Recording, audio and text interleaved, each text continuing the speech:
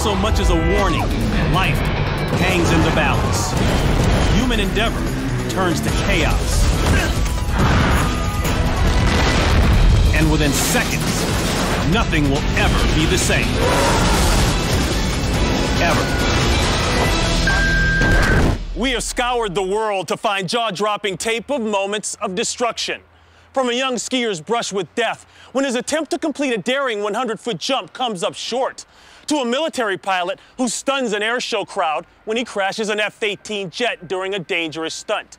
Just when you think it's safe to relax, everything gets destroyed in seconds.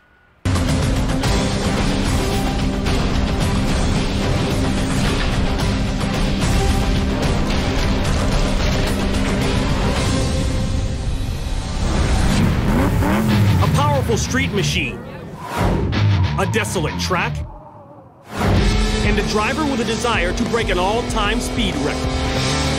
A thrilling combination, but not without risk.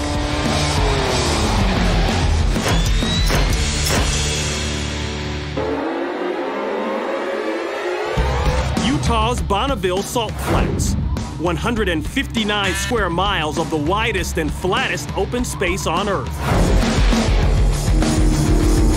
During Bonneville Speed Week, the flats become a proving ground for the fastest vehicles on 2, 4, or even 3 wheels. Today, driver Jim Metterer is hoping to set a new record for production car speed. The number to beat is 241 miles per hour. Jim wants to hit 300 miles per hour in his modified Mazda RX-7 with its 900 horsepower engine.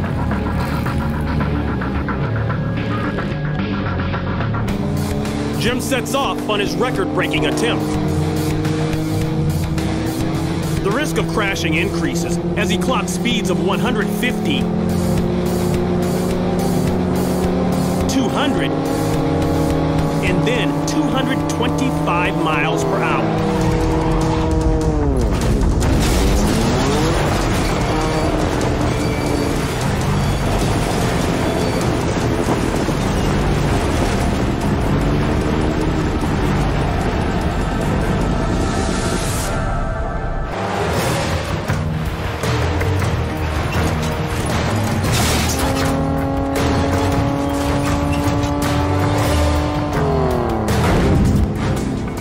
At 230 miles an hour, just 12 miles an hour shy of breaking the record, Jim is not picking up enough speed.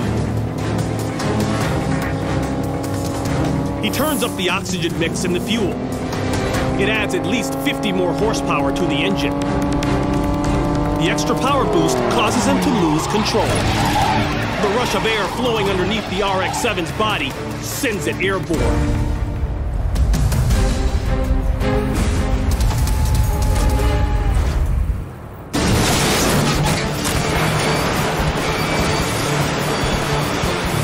Jim tries to deploy the emergency parachute in desperation, but it's too little, too late. When the car ends its slide, flames erupt in front of the windshield.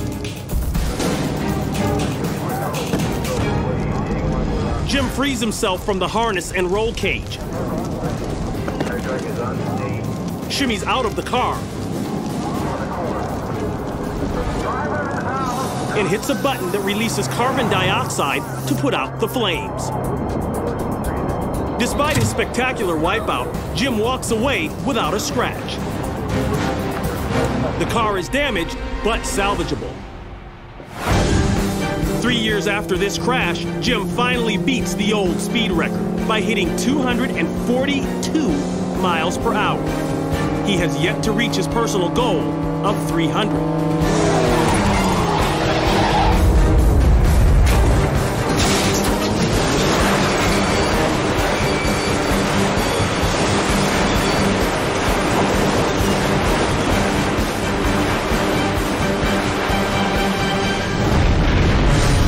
It's the El Toro Marine Base Air Show in Southern California.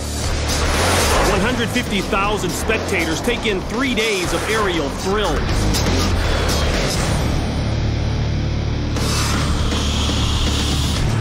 One of the attractions is this supersonic F-18 Hornet fighter jet. piloted by Marine Colonel Jerry Caddick. Caddick is one of the most experienced fighter pilots in the Marines. Early in his career, he earns the call sign Kamikaze after he twice lands jets with failed engines. Many are here just to see the highly decorated pilot perform a difficult and rarely seen maneuver called the square Immelman. Caddick successfully completes this stunt twice over the 3-day event.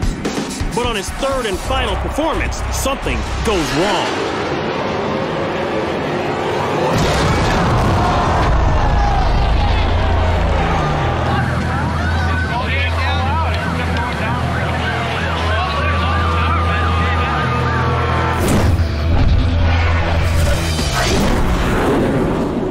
Caddick is supposed to fly a series of 90-degree angles, then level out to complete a square. This split screen shows the view from the ground on the right and the view from the cockpit on the left. Caddick heads straight for the ground at 300 miles per hour. He slams into the tarmac and skids across the runway.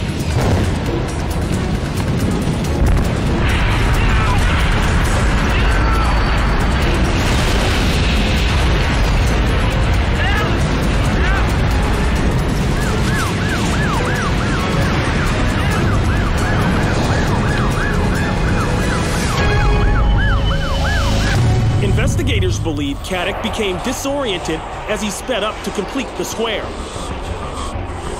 When he realizes he's too close to the ground, it's too late.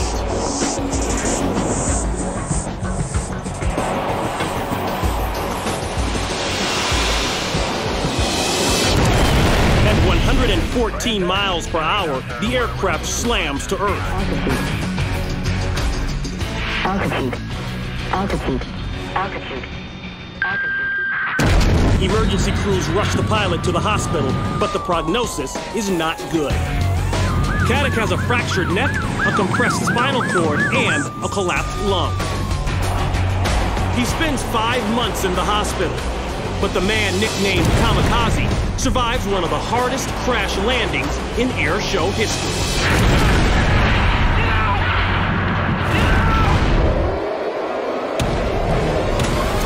Mount Shasta, California. A film company has taken over the slopes to shoot an extreme ski video. This newest film will feature some of the most incredible freestyle skiers in the world. For 10 days, the cast and crew build 2 giant 100-foot channel gap ramps, which are intended to be the highlight of the film.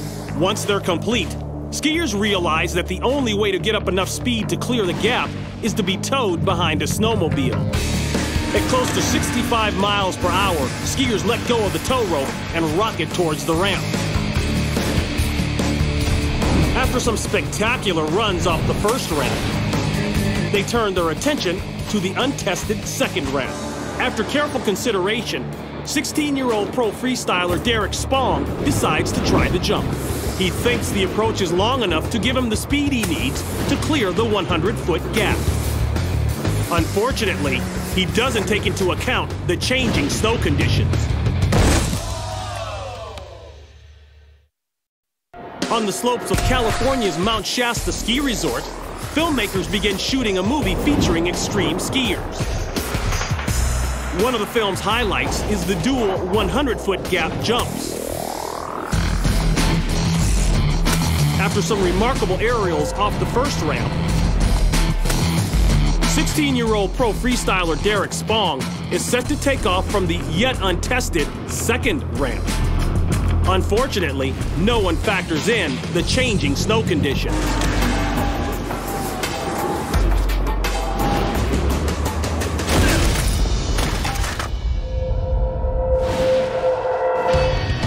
Rising temperatures through the day cause the snow to soften, and Derek loses speed too quickly.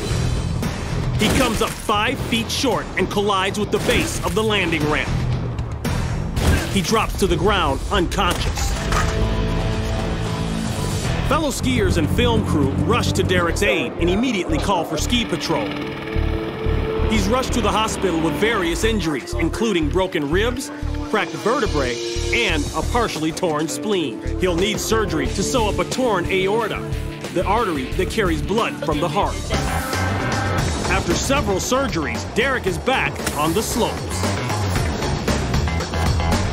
The devastating crash ends up being the climax of the film.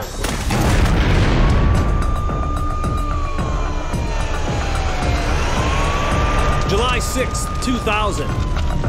Firefighters battle a blaze at a gasoline plant in Omsk, Russia. A freight train pulling 9 tank cars is stationed nearby. Each tank car is filled with 60 tons of highly volatile natural gas condensate. Despite the danger, spectators flock to the scene for an up-close look. Firefighters try to keep the flames from spreading to the tank cars, but their efforts fail.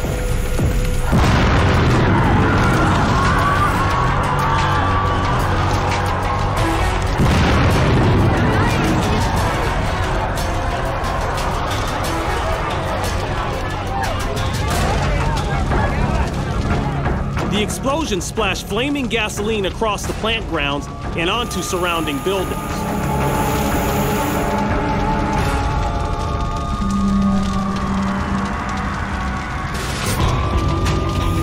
After 3 hours, fire crews finally bring the blaze under control.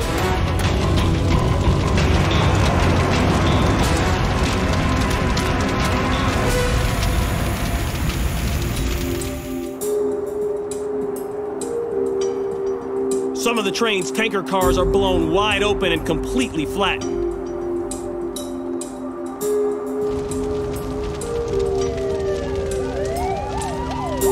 Dozens of spectators, as well as medical crews assisting at the scene, suffer burns from the fiery explosions.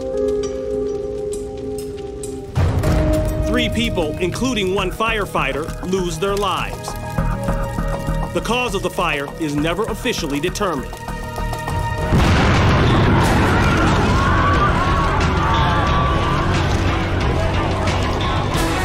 It's believed that the disaster may have been caused by illegal siphoning, the attempted theft of gasoline.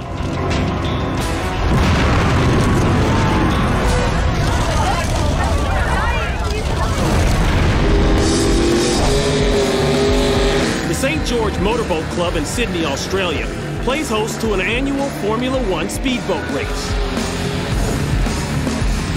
The event features some of the fastest boats on the water in a race of tight turns on uneven seas. Today, Malcolm McCall will be racing for the championship in his 700 horsepower F1. Hoping to make it into the finals, McCall pushes hard for the win, but his day will not end in victory.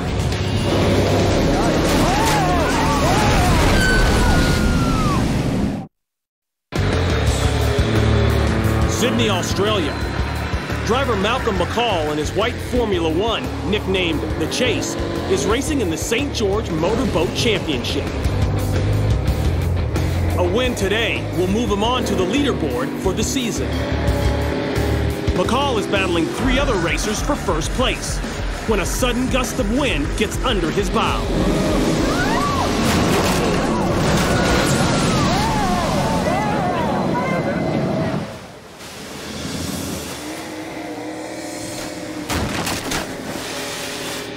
At speeds of 120 miles per hour, the gust sends McCall and his boat 30 feet into the air and over backwards. The bow violently clips the water, ejecting McCall headfirst from his cockpit. He narrowly misses hitting his supercharged motor as it bursts into flames. McCall's body slams the water at nearly 100 miles per hour. The boat's come back up the right way. I don't know where the bloke is. Rescue crews rush in and pull him from the water. McCall suffers 6 broken ribs, 3 smashed vertebrae, and several internal injuries. It takes 6 months for him to make a full recovery, but he eventually returns to racing. His $100,000 boat is completely destroyed. NASA's Wallops Flight Facility, 5, Virginia, 4, 1995. 3, 2, 1, 0. Have ignition of the A commercial rocket called the Conestoga 1620 is launched over the Atlantic Ocean. We do have pitch over. We have pretty good radar sources at this time. The roughly 5-story tall Conestoga was originally designed to make supply runs to the International Space Station. We have vehicle failure. We do have rare vehicle failure at this time.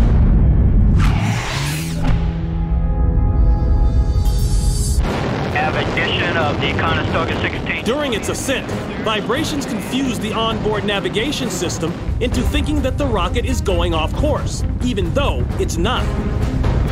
This engages the automatic self-destruct system, and the rocket is destroyed. All 8 of the rocket's boosters are supposed to self-destruct as well, but only 6 explode. The 2 remaining boosters careen wildly as they burn off the last of their fuel. Self-destruction devices prevent rockets from veering towards land and hitting populated areas. We would ask at this time that everyone remain in their current locations, and please do not move. When the engines on the boosters burn out, each 30-foot long cylinder begins a long descent. This footage makes it appear as though the boosters and debris are falling on land, but they're actually falling 14 miles offshore into the Atlantic Ocean. The impact is so great, the splash can be seen from this distance. 2, 1, 0. Have ignition of the Conestoga 1620 and has... The Conestoga rocket program is scrapped after the $20 million loss. It marks the first time at Wallops Island that a rocket failed on its maiden voyage. We would ask at this time that everyone remain in their current locations, and please do not move.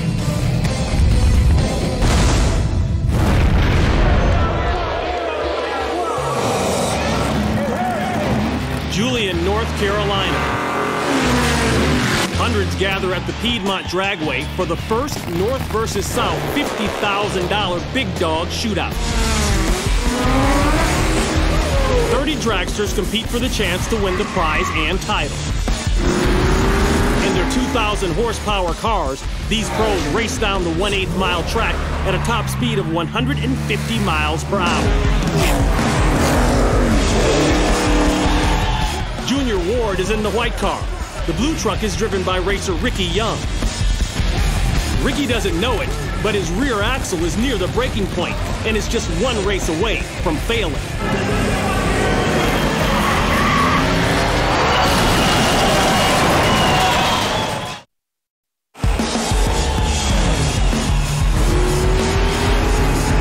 It's the first North versus South $50,000 Big Dog Shootout.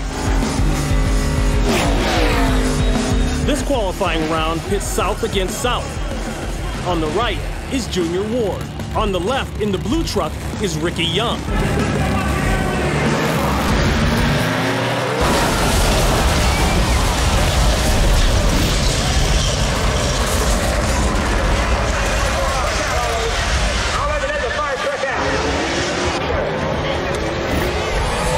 As Ricky peels out, his axle, weakened by normal wear and tear, breaks, causing his truck to veer directly into Junior.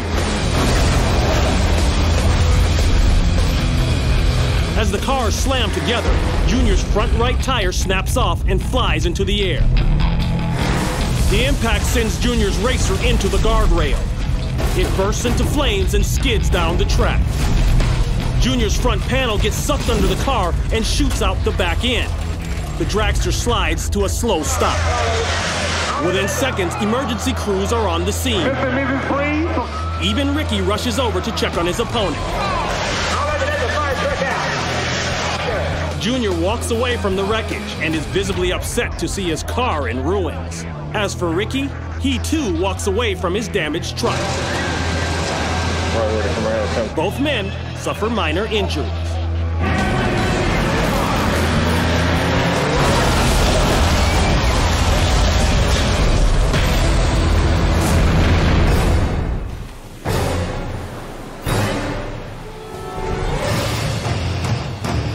200 miles northeast of Darwin, Australia, the French cargo ship Laura experiences engine trouble. She drops anchor for repairs. She's a 1,283-ton vessel carrying loads of concrete and bitumen, a heavy tar-like form of petroleum. 16-foot swells and 20-knot winds batter the ship, causing the cargo to break loose. A dramatic shift in weight occurs when drums of bitumen roll to one side of the ship. Laura lifts dangerously to port. Waves crash over her deck. She starts to take on water. The captain sends out a distress call, then orders his crew to abandon ship. The vessel finally rolls over. The crew then spends 7 hours on the 2 life rafts. The Royal Australian naval ship, the Wollongong, arrives, and all of Laura's crew is rescued and uninjured. 90 minutes later, their ship is gone. The Laura and all her cargo are sent to the bottom of the sea.